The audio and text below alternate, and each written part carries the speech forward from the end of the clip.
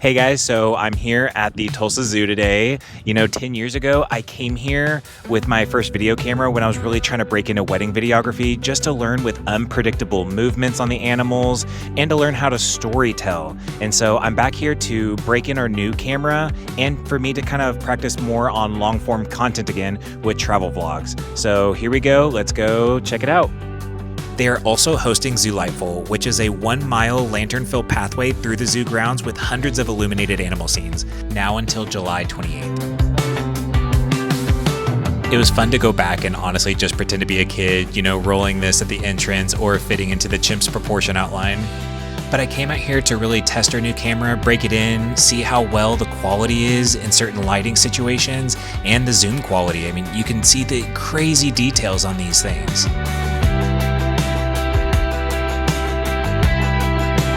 But here is one of the things that the Tulsa Zoo is investing itself into. It's a brand new elephant preserve barn. You can see they have such a huge new area, both inside and on the outside as well.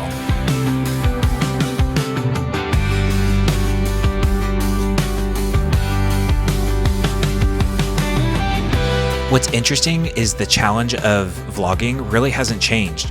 Whether it was back when I was recording a wedding, whether I'm here at the zoo, or us trying to get our national park and travel content, I'm still trying to tell a story about a moment that's never going to happen the exact same way again.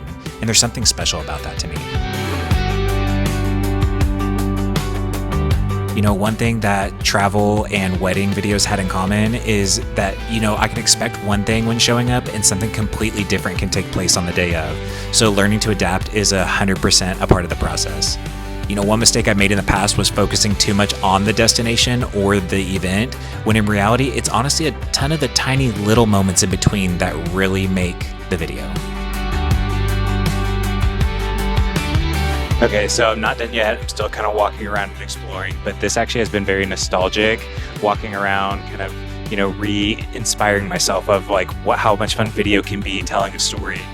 There's a huge new African wildlife section that they're building, and it looks so nice. I love all the improvements they're doing. Even this park section has improved a ton since I was last here. So it's so cool to see Tulsa is just, reinvesting in itself and, giving ourselves such a world-class zoo.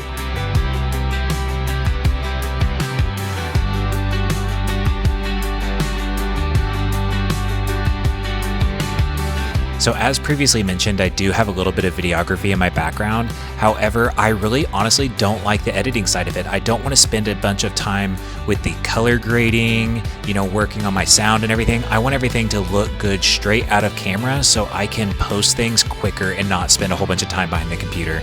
And that's one thing that I absolutely fell in love with, how easy this camera is to use and to color grade it.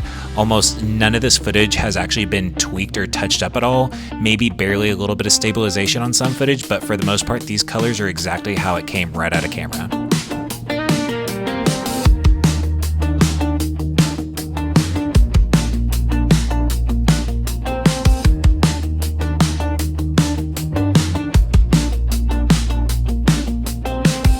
For those wanting to know, I actually shot all of this footage with the Insta360 Luna Ultra.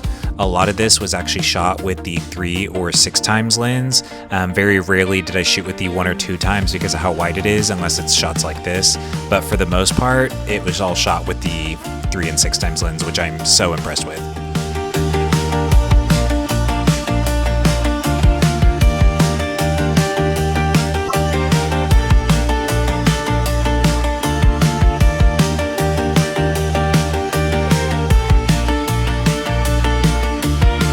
These clips were shot in the pure video mode, and it is crazy to see how well it did because honestly, my own eyes couldn't see half of that detail.